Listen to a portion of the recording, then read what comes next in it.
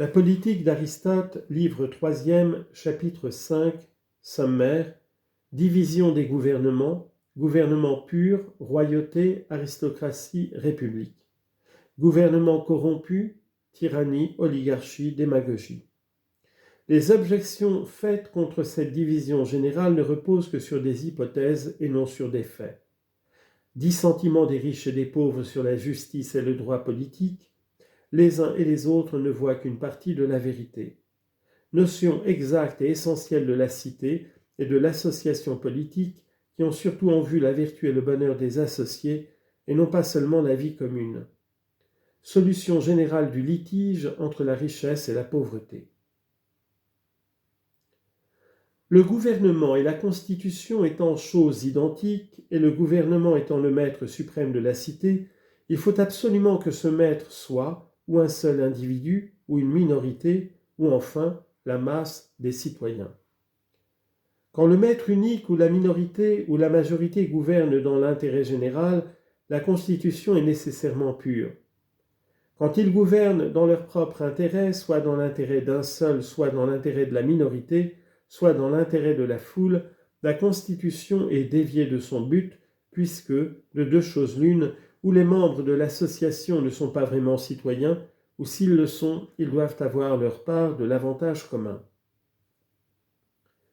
Quand la monarchie ou gouvernement d'un seul a pour objet l'intérêt général, on la nomme vulgairement royauté. Avec la même condition, le gouvernement de la minorité, pourvu qu'elle ne soit pas réduite à un seul individu, c'est l'aristocratie, ainsi nommée, soit parce que le pouvoir est aux mains des gens honnêtes, soit parce que le pouvoir n'a d'autre objet que le plus grand bien de l'État et des associés. Enfin, quand la majorité gouverne dans le sens de l'intérêt général, le gouvernement reçoit comme dénomination spéciale la dénomination générique de tous les gouvernements et se nomme République. Ces différences de dénomination sont fort justes. Une vertu supérieure peut être le partage d'un individu, d'une minorité, mais une majorité ne peut être désignée par aucune vertu spéciale, excepté toutefois la vertu guerrière, qui se manifeste surtout dans les masses. La preuve, c'est que dans le gouvernement de la majorité, la partie la plus puissante de l'État est la partie guerrière, et tous ceux qui ont des armes y sont citoyens. Les déviations de ces gouvernements sont la tyrannie pour la royauté, l'oligarchie pour l'aristocratie, la démagogie pour la république. La tyrannie est une monarchie qui n'a pour objet que l'intérêt personnel du monarque. L'oligarchie n'a pour objet que l'intérêt particulier des riches, la démagogie celui des pauvres. Aucun de ces gouvernements ne songe à l'intérêt général. Il faut nous arrêter quelques instants à bien noter la différence de chacun de ces trois gouvernements, car la question offre des difficultés. Les choses philosophiquement et qu'on ne veut pas se border seulement aux faits pratiques, on doit, quelque méthode d'ailleurs qu'on adopte, n'omettre aucun détail et n'en négliger aucun, mais les montrer tous dans leur vrai jour. La tyrannie, comme je viens de le dire, est le gouvernement d'un seul, régnant en maître sur l'association politique. L'oligarchie est la prédominance politique des riches, et la démagogie, au contraire, la prédominance des pauvres à l'exclusion des riches. On fait une première objection contre cette définition même. Si la majorité maîtresse de l'État est composée de riches et que le gouvernement de la majorité soit appelé la démocratie, et réciproquement si par hasard les pauvres en minorité relativement aux riches sont cependant par la supériorité de leur force maîtres de l'État, et si le gouvernement de la minorité doit être appelé l'oligarchie, les définitions que nous venons de donner deviennent inexactes. On ne résout même pas cette difficulté en réunissant les idées de richesse et de minorité, celles de misère et de majorité, et en réservant le nom d'oligarchie pour le gouvernement où les riches en minorité occupent les emplois, et celui de démagogie pour l'État où les pauvres en majorité sont les maîtres. Car comment classer les deux formes de constitution que nous venons de supposer, l'une où les riches forment la majorité, l'autre où les pauvres forment la minorité, souverains les uns et les autres de l'État? Si toutefois quelques autres formes politiques n'ont point échappé à notre énumération. Mais la raison nous dit-elle assez que la domination de la minorité et celle de la majorité sont choses tout accidentelles, celle-ci dans les oligarchies, celle-là dans les démocraties, parce que les riches forment partout la minorité comme les pauvres forment partout la majorité. Ainsi, les différences indiquées plus haut ne sont pas de véritables difficultés. Ce qui distingue essentiellement la démocratie et l'oligarchie, c'est la pauvreté et la richesse, et partout le pouvoir est aux riches, majorité ou minorité, c'est une oligarchie. Partout où il est aux pauvres, c'est une démagogie. Mais il n'en est pas moins vrai, je le répète, que généralement les riches sont en minorité, les pauvres en majorité. La richesse n'est qu'à quelques-uns, mais la liberté est à tous. Ce sont là du reste les causes des dissensions politiques entre les riches et les pauvres.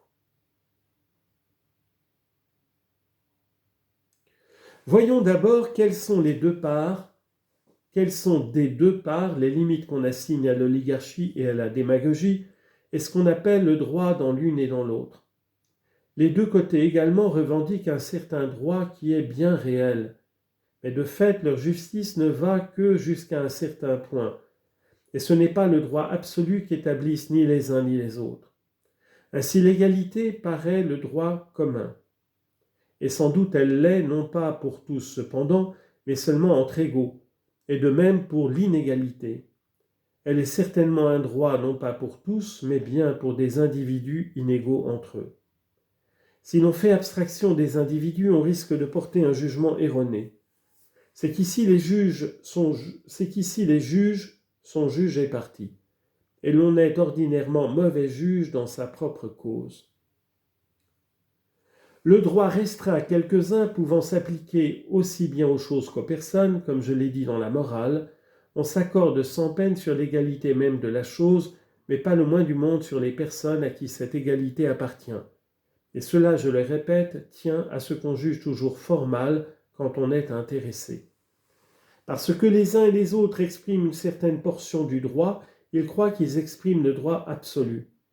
D'une part supérieur en un point, en richesse par exemple, les uns se croient supérieurs en tout. D'autre part, égaux en un point, en liberté par exemple, les autres se croient absolument égaux. On oublie des deux côtés de dire l'objet capital.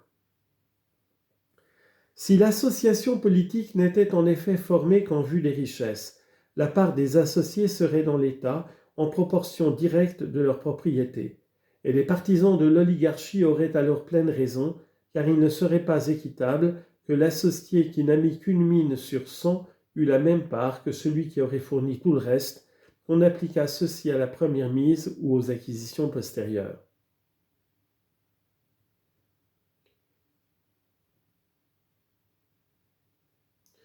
Mais l'association politique a pour objet non pas seulement l'existence matérielle des associés, mais leur bonheur et leur vertu.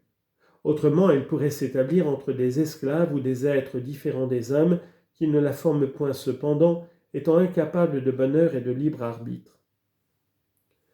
L'association politique n'a point non plus pour objet unique l'alliance offensive et défensive entre les individus, ni leurs relations mutuelles, ni les services qu'ils peuvent se rendre, car alors les Étrusques et les Carthaginois et tous les peuples liés par des traités de commerce devraient être considérés comme citoyens d'un seul et même État grâce à leurs conventions sur les importations, sur la sûreté individuelle, sur les cas de guerre commune, ayant du reste chacun des magistrats séparés, sans un seul magistrat commun pour toutes ces relations, parfaitement indifférents à la moralité de leurs alliés respectifs, quelque injustes et quelque pervers que puissent être ceux qui sont compris dans ces traités et attentifs seulement à se garantir de tout dommage réciproque. Mais, comme c'est surtout à la vertu et à la corruption politique que s'attachent ceux qui regardent à de bonnes lois, il est clair que la vertu est le premier soin d'un État qui mérite vraiment ce titre et qui n'est pas un État seulement de nom. Autrement, l'association politique est comme une alliance militaire de peuples éloignés, s'en distinguant à peine par l'unité de lieu.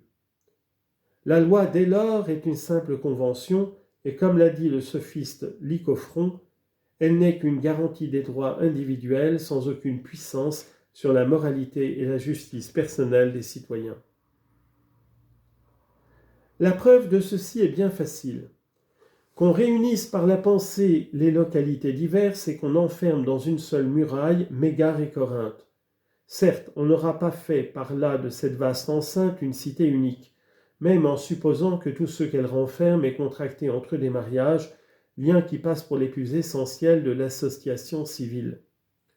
Ou encore qu'on suppose des hommes isolés les uns des autres, assez rapprochés toutefois pour conserver des communications entre eux, qu'on leur suppose des lois communes sur la justice mutuelle qu'on doit observer dans les relations de commerce, les uns étant charpentiers, les autres laboureurs, cordonniers, etc.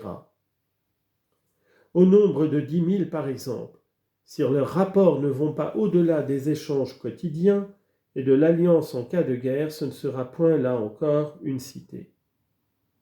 Et pourquoi ? Ici pourtant, on ne dira pas que les liens de l'association ne sont pas assez resserrés. C'est que là où l'association est telle que chacun ne voit l'État que dans sa propre maison, là où l'union est une simple ligue contre la violence, il n'y a point de cité à y regarder de près. Les relations de l'union ne sont alors que celles des individus isolés. Donc évidemment, la cité ne consiste pas dans la communauté du domicile, ni dans la garantie des droits individuels, ni dans les relations de commerce et d'échange. Ces conditions préliminaires sont bien indispensables pour que la cité existe. Mais même quand elles sont toutes réunies, la cité n'existe pas encore. La cité, c'est l'association du bonheur et de la vertu pour les familles et pour les classes diverses d'habitants en vue d'une existence complète qui se suffise à elle-même.